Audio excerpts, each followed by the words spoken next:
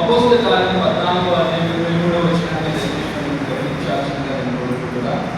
అపోస్తల కార్యం అతని యజమానుల నుండి మరియు ప్రతి సంఘంలో వారు పెద్దలను ఏర్పరిచి ఉపవాసము ఉండి ప్రార్థన చేసి వారు నమ్మిన ప్రభువునకు వారిని అప్పగించింది.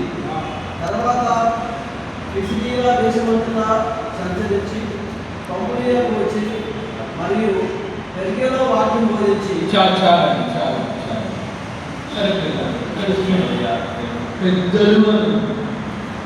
పెద్దలు అంటే చూడండి ఇక్కడ ఉంటారు. ఒక స్థానిక సంఘం వాటికి అది పెద్దలు వీరు వాడేది ఏంటంటే ఏకవచనం వాడుతున్నాం. పెద్దలు అంటే ప్రపంచంలో అంటే దేశంలో ఉన్న ఎక్కడ క్యాపిటల్స్గా ఆ పోలేదు. కానీ ఇక్కడ చూడండి వాక్యంలో మనం చూస్తున్నాం.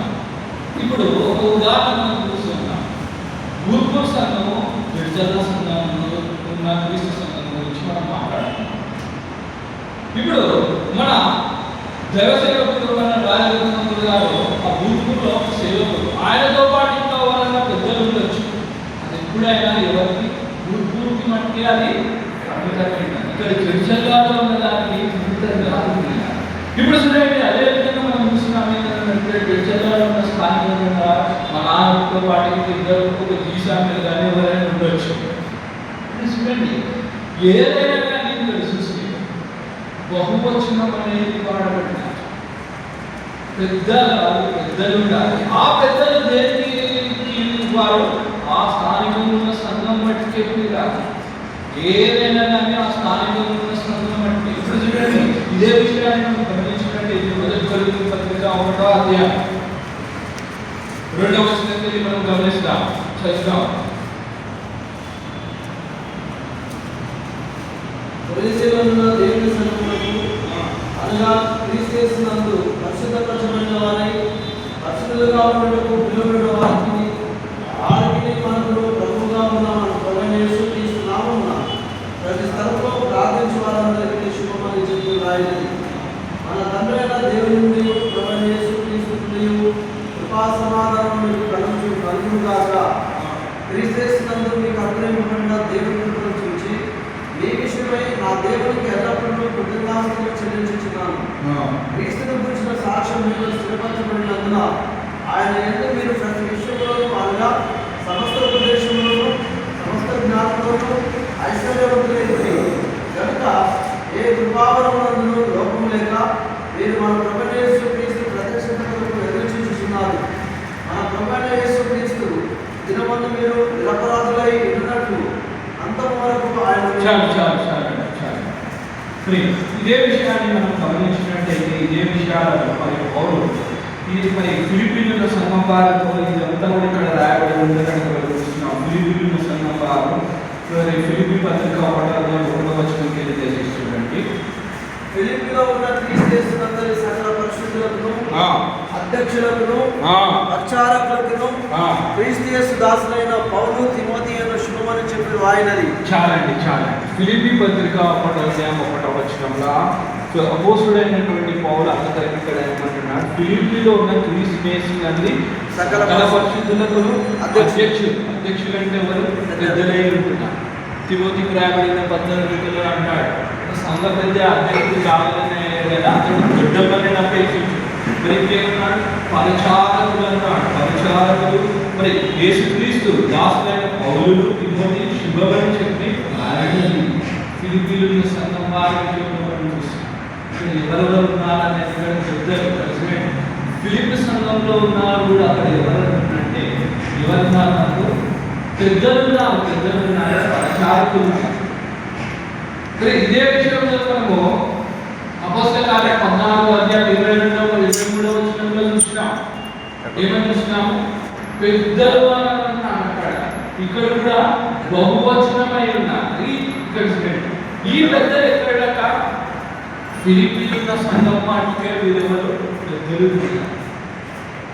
ఇది దేవుని యొక్క వాక్యం ఇక్కడ అన్ని కూడా ఇక్కడ రాయబడే మనందరికీ తెలిసినట్టు జోబ్ వేస్తారు. మనందరికీ తెలిసి జోబ్ మన సహోదరుడు అనేక సార్లు మన భారతదేశానికి వచ్చి ఆయన ఒకానొక సందర్భంలో చూస్తే ఆయన సంఘంలో కూడా ఆయన అన్నాడు 3-4 సంవత్సరాలు పెద్దగా ఉంది.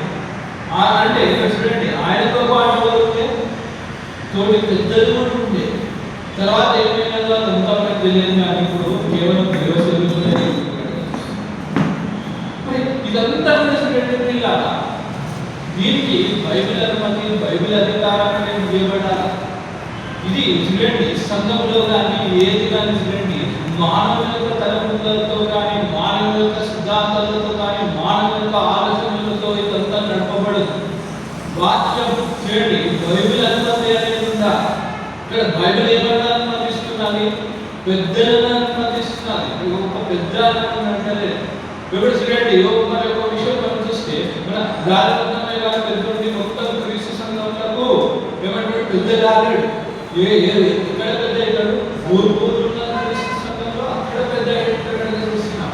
మరి ఇక్కడ ఫిలిప్పీ పత్రికలో అపోస్తల కార్యాలు చూస్తున్నాం. ఏ పెద్దలు అక్కడ ఆ సంఘం అంటే అక్కడ చూస్తే పెద్దలు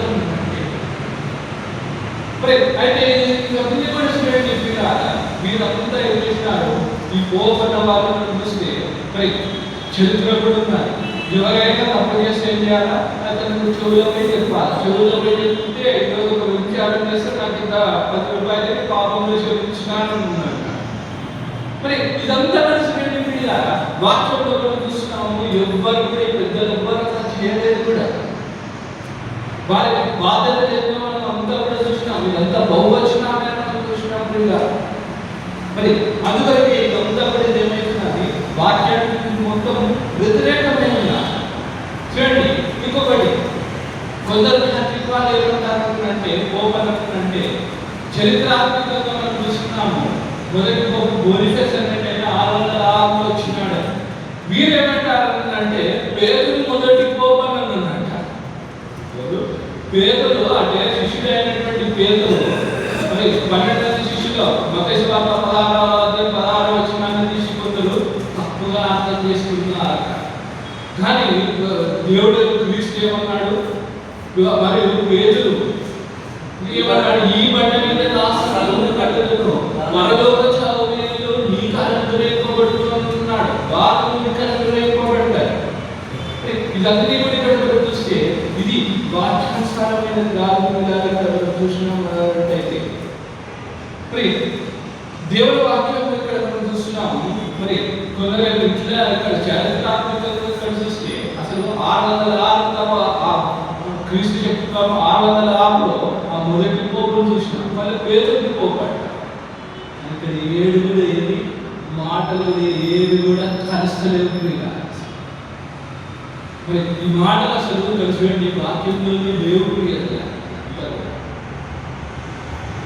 అందుకని ఇక్కడ చూసినప్పుడు మరి తర్వాత మనం చూసినాం ఏమంటే, మరి ఓపుడు ఏం చేసినాడు?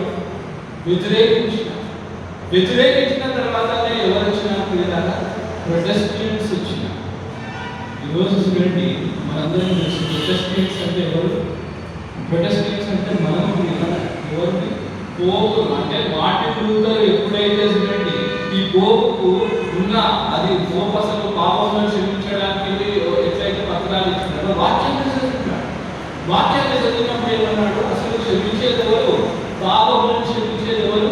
యేసుక్రీస్తు. అసలు ఈయనకేం అధికారం అని వ్యతిరేకించినప్పుడే ఏమొచ్చినప్పుడు ప్రొటెస్టెంట్స్ వచ్చినారు. వచ్చినారు. అందుకనే ఏమన్నప్పుడు ప్రొటెస్టెంట్స్ అని. వాస్తవంగా ఇక్కడ చూడండి, మరి క్రైస్తవులు కానీ పోపును వ్యతిరేకించినందుకు ప్రొటెస్టెంట్స్.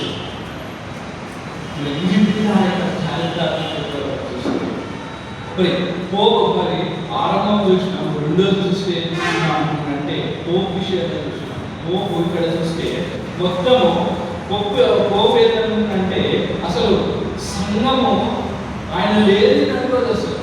అతడు మనుషుల చేతనే మరి అభిషేకింపబడిన దేవుని చేత అభిషేకించబడిన వారేమంటారు అంటే రోమన్ క్యాథలిక్ అంటే ఆ క్యాథలిక్ వాళ్ళకి ఏంటంటే ఆ సంఘం అది పోపరు అంటారు. కానీ ఇక్కడ ఆ సంఘానికి పునాది క్రీస్తు పునాది. మనం క్రీస్తునే ఆ బండ మీద మనము అందులో కట్టుకోవడం కాదు. క్రీస్తు కలుగుతున్నాడు. మరి సంఘానికి కూడా పెద్దవాళ్ళు క్రీస్తు ఎంత వ్యత్యాసం ఉన్నదో చూడండి. ఇది పోప్ విషయం. మూడవది ఇంకా మనం చూస్తున్నాం ఏంటంటే